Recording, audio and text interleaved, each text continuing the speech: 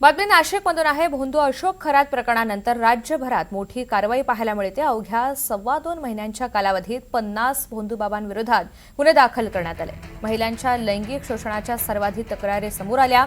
सर्वाधिक 5 गुन्हे हे एकट्या नाशिक जिल्ह्यामध्ये नोंदवले गेले।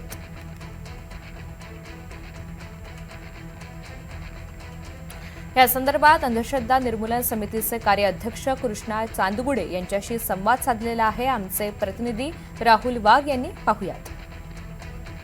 भोंदू अशोक खरात प्रकरणानंतर राज्यभरातील 50 पेक्षा जास्त भोंदूबाबांवरती गुन्हे दाखल करण्यात आले आहेत। त्यातील सर्वात जास्त गुन्हे हे नाशिक जिल्ह्यामध्ये दाखल करण्यात आलेले। नाशिक जिल्ह्यातील 5 भोंदूबाबांवरती लैंगिक अत्याचार, विनयभंग व फसवणुकीचे गुन्हे दाखल करण्यात आलेले आहेत। आणि या सर्व संदर्भात बोलण्यासाठी आपल्यासोबत अंधश्रद्धा निर्मूलन समितीचे कृष्णा चांदगुडे आहेत। दादा, काय सांगाल, 50 पेक्षा जास्त अधिक गुन्हे राज्यभरातील भोंदूबाबांवरती दाखल करण्यात आले। भोंदू अशोक खरात याच्या अटकेला आता 2.25 महिने झालेले आहेत आणि या 2.25 महिन्यामध्ये महाराष्ट्रामध्ये एकूण 50हून अधिक भोंदूबाबांच्या विरोधात गुन्हे दाखल झालेले आहेत। यामध्ये महिलांच्या लैंगिक शोषणाचे प्रमाण अधिक असल्याचं आम्हाला दिसून येत आहेत।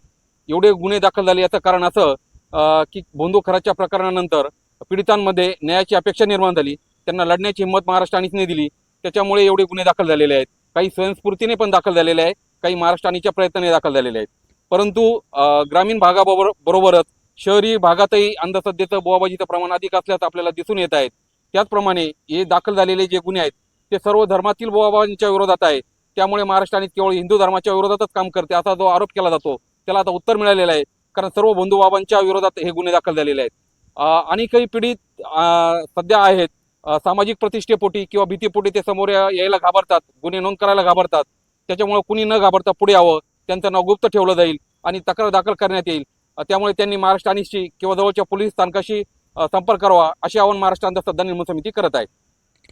निश्चितच आपण जर बघितलं तर राज्यभरातील 50 पेक्षा जास्त भोंदूबाबांवरती गुन्हे दाखल करण्यात आलेले। त्यामध्ये लैंगिक अत्याचार असेल, विनयभंग असेल किंवा फसवणुकीचे प्रकार हे सर्वाधिक उघड आलेले आहेत। आणि सर्वात जास्त गुन्हे हे नाशिक जिल्ह्यामध्ये दाखल करण्यात आलेले आहेत। नाशिक जिल्ह्यामध्ये 5 फसवणुकीचे, विनयभंगाचे व अत्याचाराचे गुन्हे हे भोंदूबाबांवरती दाखल करण्यात आलेले आहेत। आणि यासाठी आणीच देखील अनेक दिवसांपासून प्रयत्न करताना आपल्याला दिसून येत होती।